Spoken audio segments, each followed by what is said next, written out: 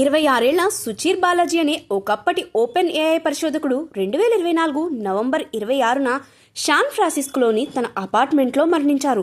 పోలీసులు ఆయన ఆరోగ్య సమాచారం కోసం వెళ్లినప్పుడు ఈ విషయం వెలుగులోకి వచ్చింది. అధికారులు ఇది ఆత్మహత్య అని నిర్ధారించారు. ఎలాంటి అనుమానాస్పద ఆధారాలు కనబడలేదు. భారతీయ అమెరికన్ పరిశోధకుడు అయిన బాలాజీ 4 సంవత్సరాలు ఓపెన్ ఏఐతో పనిచేసి ఆగస్టు 2024లో కొన్ని నైతిక కారణాల వల్ల ఆ సంస్థను విడిచిపెట్టారు. ఆయన మరణం కృత్రిమ మేధస్సు పరిశ్రమను దిగ్భ్రాంతికి గురి చేసింది. ఎందుకంటే ఆయన ఓపెన్ ఏఐకి వ్యతిరేకంగా కొన్ని ఆరోపణలు చేశారు. బాలాజీ చాట్ జీపీటీ వంటి ఏఐ మోడల్కు శిక్షణ ఇవ్వడానికి ఓపెన్ ఏఐ కాపీరైట్ చట్టాలను ఉల్లంఘించిందని ఆరోపించారు.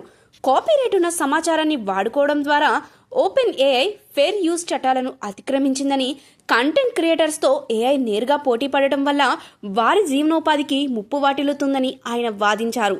ఈ ఆరోపణలు ఓపెన్ ఏఐ దాని భాగస్వామి మైక్రోసాఫ్ట్పై దాఖలైన దావాలలో ముఖ్యమైన అంశంగా మారాయి. 2024 అక్టోబర్లో న్యూయార్క్ టైమ్స్లో వచ్చిన ఒక కథనం ద్వారా బాలాజీ ఓపెన్ ఏఐకి వ్యతిరేకంగా చట్టపరమైన పోరాటంలో పాల్గొన్నట్లు వెల్లడైంది. ఓపెన్ ఏఐ డేటా వినియోగ పద్ధతుల గురించి ప్రత్యేక ఆధారాలున్న వ్యక్తిగా బాలాజీ ఈ కేసులో కీలక వ్యక్తిగా గుర్తించబడ్డారు. జర్నలిస్టులు, కళాకారులు, ఇతర నిపుణులు సృష్టించిన రచనలను అనుమతి లేకుండా వాడుకున్నారని ఆయన ఆరోపించారు. ఆయన చనిపోవడానికి కొన్ని రోజుల ముందు న్యూయార్క్ టైమ్స్ దాఖలు చేసిన ఒక చట్టపరమైన పత్రంలో ఈ కేసులో బాలాజీ అందించగల సాక్ష్యాల గురించి ప్రస్తావించింది. ఓపెన్ ఏఐ కూడా ఆయన మరణానికి తీవ్ర సంతాపం వ్యక్తం చేస్తూ ఆయన కుటుంబ సభ్యులకు, ప్రియమైన వారికి ప్రగాఢ సానుభూతి తెలిపింది. ఇప్పుడు ఏఐ పరిశ్రమ ఆయన వెల్లడించిన విషయాల ప్రభావంతో సతమతమవుతుంది.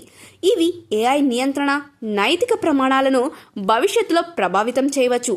ఈ వివాదం ఏఐ అభివృద్ధిలో పారదర్శకత, బాధ్యత గురించి విస్తృత ఆందోళనను హైలైట్ చేస్తుంది. బాలాజీ ఆరోపణలు ఏఐ సంస్థలు డేటాను ఎలా సేకరిస్తాయి, ఎలా ఉపయోగిస్తాయి అనే విషయాలపై దృష్టిని కేంద్రీకరించాయి. ఈ పరిణామాలు ఏఐ పరిశ్రమలో ఒక మలుపుగా నిలిచే అవకాశం ఉంది.